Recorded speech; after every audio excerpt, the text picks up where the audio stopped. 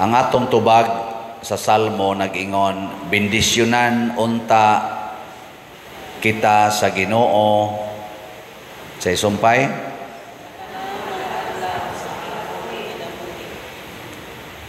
Nganong nangandoy man ang tao nga bendisyonan matag adlaw. Nganong mo day kausalang bendisyonan sa Ginoo sa may mahitabo. Di lang di ay matag adlaw. Matag tuig lang. Okay ra dili. Matag simana lang. Parehaning mga bata din ato bendisyonan inig misa. Pwede dili. Pwede god. Pero may gitong matag adlaw ngano man. Mawa ganining bendisyon sa Ginoo muso dayon ang demonyo. Ang bendisyon bas Ginoo basta bawa ang demonyo mo'y mupuli. Nya og mosud na kay ng demonyo, iyang gubon ang gihimos Ginoo. Nilingay mong tupad. Ingnawa na maguba imong naong. Naguba ganing imong naong sa ato pagisudla na ka sa demonyo. Nangausab na ba ang gihimos Ginoo? Nya ingna diha, ingna kanang imo dihang reproductive organ wa pa na mga guba. Wa pa na nimo imni og pills, wa na nimo gipamutol dihang angayng putlon. Ana. Lain pag yung gubon si yawa, basta masudlag yawa, ang relationship. Lain na sang lingi sa imong tupad na kumusta imong mga relasyon ron, wa mga guba. Relationships ba? Oy, nangaguba na. Either relationship among nations, among groups, among families, among churches. Gipangguba si yawa. Nganong mawa man ang bendisyon sa Ginoo?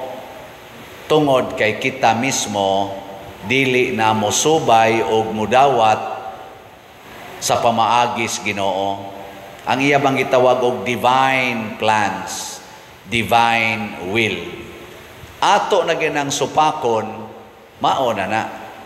Mao na diri sa atong ebanghelyo, pag-ingon gyud sa mga Pariseo nga pwede ba makig-divorce ang bana sa asawa? Ingon si Jesus, unsa may gitudlo ni Moises? Kay si Moises man maoy balaod, nagdaas balaod sa Ginoo, katong 10 Commandments o uban pang balaod. Ingon siya, nitugot si Moises. Ingon dayon si Kristo, nganong nitugot man si Moises? Kay gahi mog ulo. Unsa man ang gahig ulo? Kananganlan nyo inyong anak ba gahig o? Unsa man na? Masinupakon. Sige, lingyay mong tupad. Sige, jog lingi. Haron di na mo gahi inyong liog. Apil lang inyong ulo. Sige, jog lingi. Ingna, dili ka masinupakon sa Ginoo. Mao na resulta. Inigsupak na to sa Ginoo. Mawa ang iyang bendisyon. Kay kanang atong pagsupak, gitawag nagsala. Nya kanang sala, muputol na og relasyon nato sa Ginoo. Mo nay unang himuon sa sala, maputol ang atong relasyon sa Ginoo. Nya daghan na gani kay tagsa, mahurot gyud kaputol ang tanang relasyon. Emotional, mental, spiritual, moral, physical, mga putol ginatanan. Basta magsigit tagpakasa. Nya unsaon man aron dili na maputol, aron masumpay balik. Unsaon man? Biyai ang sala. Dangop sa Ginoo, salig sa Ginoo. Muna diri sa atong unang pagbasa, ang tao nga gihimos Ginoo way gitawag og suitable partner. Nagpangita siyag iyang kalipay sa kinabuhi. Kinsa may ni-provide niyag kalipay? Siya o ang Ginoo? Kusga? Kana. Nindot kayo no? Ang Ginoo di ay magsigi gina siyag hatag nato sa makalipay nato. Pero dili na ta mo agad niya, maghimo-himo na tagatong kaugalingong kalipay, kasagaran sa atong gitawag og kalipay nga atong pinili, dili kalipay ang mahatag, kasakit.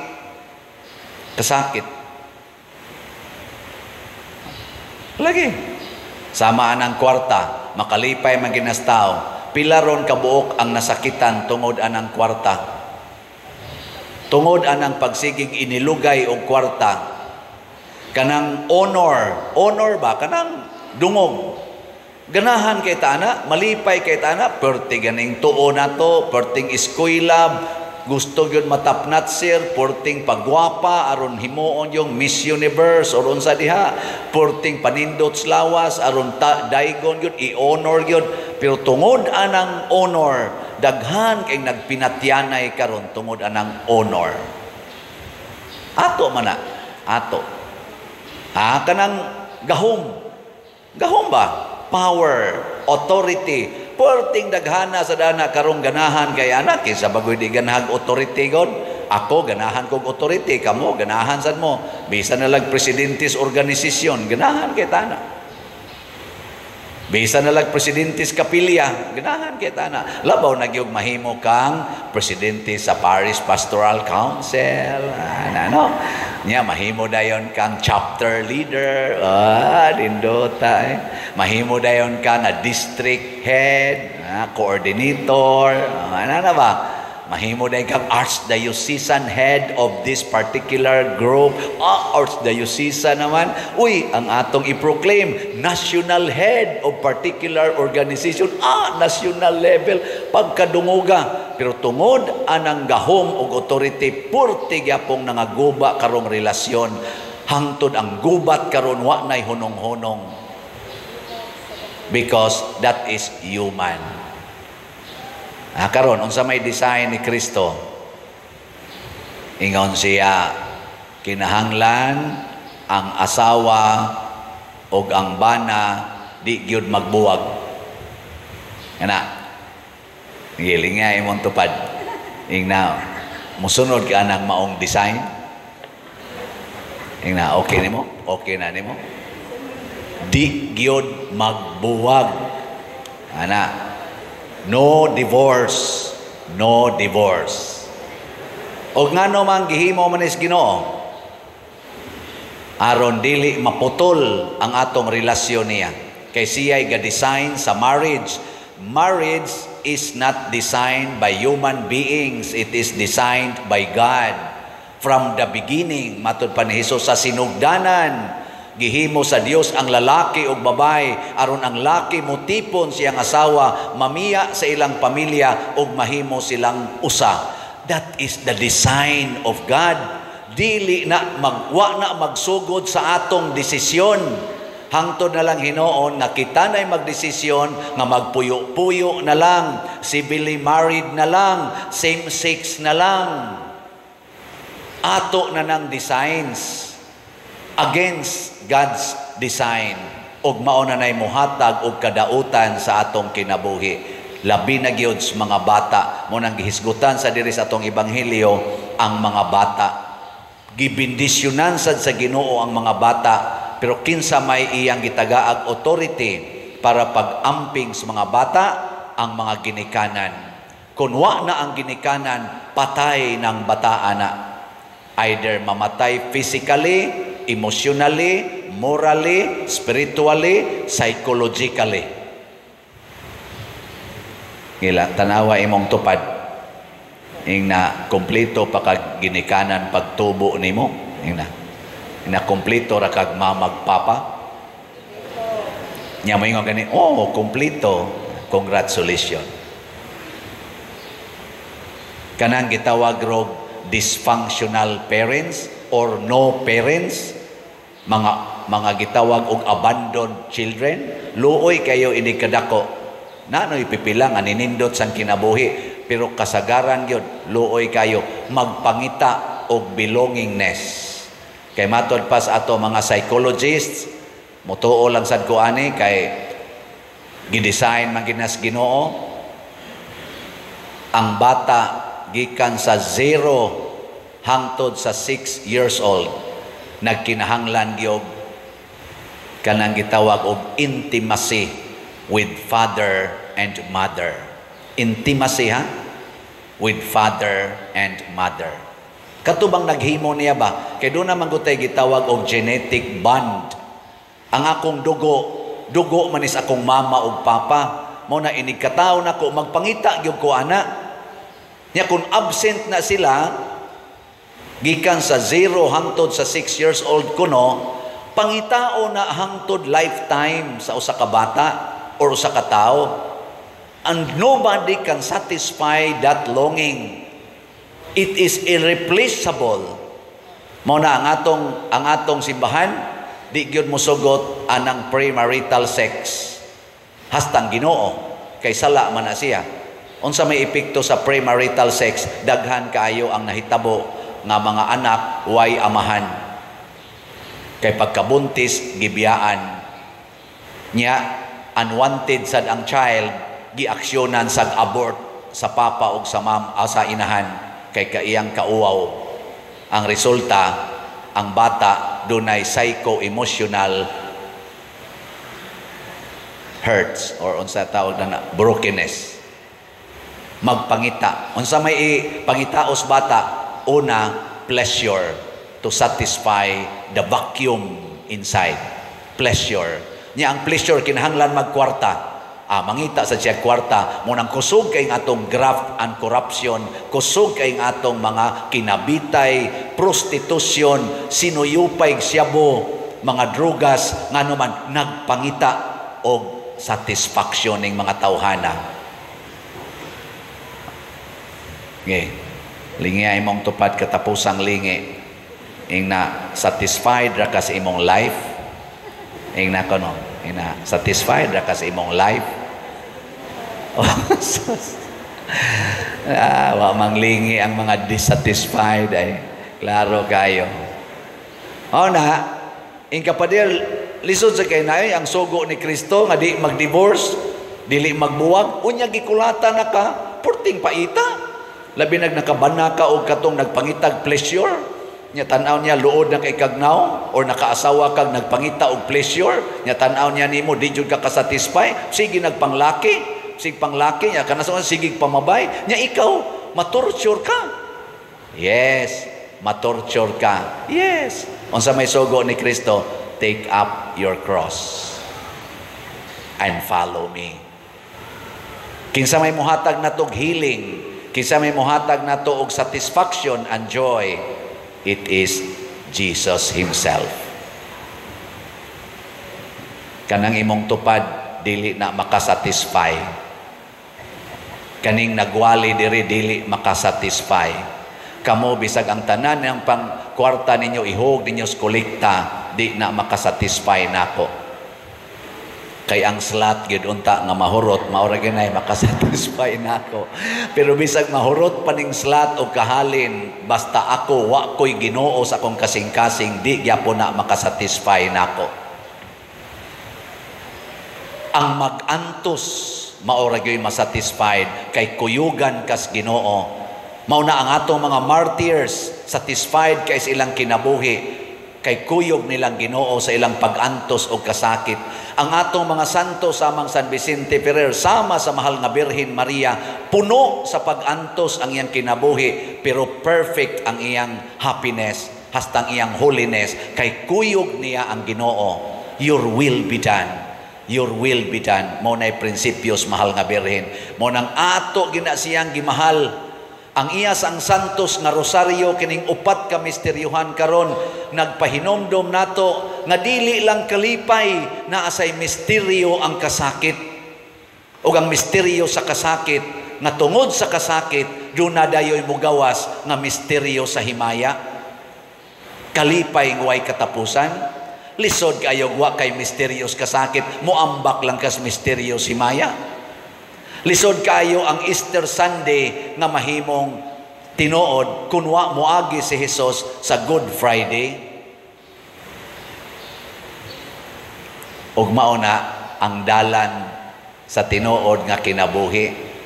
Kung naa kay pag-antos imong pamilya, antusa na kay padung nakas misteryos himaya. Ana. Nya kung naa kay kalipay sa imong kinabuhi ron, uyab pa mo, bag-o pa mong kasal, lipay man kay kaana, pangandam kay dunay gasunod nga mysterious kasakit niya na. Pangandam ba? Ay pagsalig anang lipay-lipay kanang inyong halog-halog diha, kanang inyong layog-layog, apil na ng mga kuot-kuot. Lipay kay na, pero pangandam, dunay gasunod ana. Unsa may buhaton? Kinahanglan ang matag lakang nato, matag adlaw, nahasubay gyud sa kinabuhi ni Kristo. Matod pa sa atong ikaduhang pagbasa, ang nakita nato mao si Kristo nga natawo, ug sa makadiyot ato siyang nakita, nagantos siya og nagpakamatay. Pasabot, ang Ginoo nga dili makita, nakita nato nga nagantos og nagpakamatay, to tell us nga kining langit dili ni nato masudlan basta di ta moagi dinhis kalibutan sa kasakit og kamatayon. Mo nang musunod ta niya, kadiyot ra man na. Mao sa na ang marriage. Ang marriage sugdi gyud sa Dios non nga pagsugod. Dili yawanon nga pagsugod. Kay matod pas panultihon sa mga philosophers, a travel of million miles starts from the very right step. Sabot mo ana? Mura magwa mo kasabot. Akong binisayon, otro ba sa kong wa kay kasabot. Ang panaw nalayo kayo millions ka kilometro or miles, magsugod yun na sa unang insaktong pagtikang. Unang insaktong pagtikang. Pananglitan ron ang akong panaw, padung kong adtos Medellin, norte. Pero ang una na kong tikang, padung sa Oslo. Maabot ba kong Medellin? Kay iniguna na kong tikang padung man sa south, ang sunod tikang ana padung gina south. Pero og ang una na kong tikang padung sa norte, kana posible yung moabot ko sa norte. Kung ang atong tumong, ang atong panaw padung sa langit, sa dili pa ka magminyo, siguro agyod nga kanang imong pagsod sa kaminyoon, ang una ginimong desisyon mao ang pagpuyo sa kinabuhi nga Dios non. Ug unsa may Dios nong kinabuhi sa dili pa magminyo, naa ginang virginity and purity. Dili unta ka itukmod sa pagminyo tungod kay buntis na ka, tungod kay nag-premarital sex na mo. Kay wrong step na siya, sinful step na siya. Sinful step. Siguro agyod nga wa mo mag-premarital sex, ing na i-reserve tani inigminyo nga naman aron inigsud natos kaminyoon right step. Di ba? Ingkaw niya kami, Father, na wrong step naman tong amo. Karong adlawa, himuan na ang right step. Pwede man sa kagmubalik. O nakatravel, nakaglayo-layo padong sa south. Ikaw, uy, tuwara man itong norte. Detour. Nya unsaon man, desisyon, dili na ko makigbuwag aning akong bana, aning akong asawa, bisan pagmamatay ko aning among pamilya, sa kamot aning maong tao, di na ko makigbulag, kay mauna na ang right decision. Tamparos pa more. Di na jud ko makigbuwag nimo, mahalod ti ka. Nya moingon sa tong bana, din agyog ko mangitaglain, kay wrong step gini padong sa langit. Igo na tong akong pakasala, sugod karon kini nagyoy akong gakson, bisan pagwa na jud ko ganahe. Antuson ko ni Lord, hangtod ko moabot diya sa imong gingharian. Sige, gakos pa more. Wa na'y kabit-kabit, wa na'y away-away. Detour. Change your heart. Di ba? Mo na'y gitawag og conversion of sinful hearts.